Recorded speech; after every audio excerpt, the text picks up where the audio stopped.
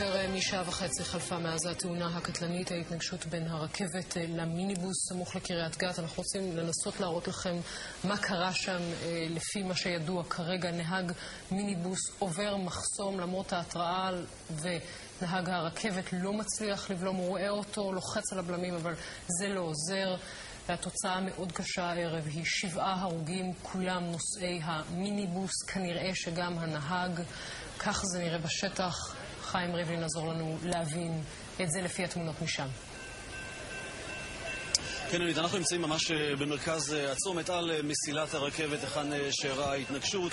מאחוריי הגיע הרכב הטרנזיט מכיוון מזרח לכיוון מערב על כביש 353, ומימיני מכאן, מכיוון צפון לדרום, הגיעה הרכבת. בשלב הזה הרמזור שאמור להבהב ולהתריע מפני הגעתה של הרכבת מתחיל להבהב, גם הפעמון מתחיל לצלצל, כפי שאתם יכולים לשמוע הוא עדיין מצלצל, המחסום מתחיל לרדת, ולמרות הכל הטרנזיט נכנס לכאן בעוצמה רבה, הוא מתנגש ברכבת שמגיעה כאמור מצפון לכיוון דרום. ומה שקורה כרגע מהשלב הזה, הרכב המיניבוס אף מרחק של כ-30 מטר לכיוון דרום, הרכבת ממשיכה עוד כמה מאות מטרים עד שהיא מצליחה לבלום בלימה מוחלטת מרחק של 200 מטר מכאן, וזאת תמונת המצב. כל מה שנשאר מהמיניבוס זה לא יותר מאשר גוש מתכת.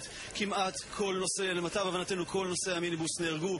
מקרב נוסעי הרכבת יש 3 עד 4 פצועים קל מאוד, פצועי חרדה. זאת תמונת המצב, כך אירעה התאונה בצומת שבה אנחנו נמצאים.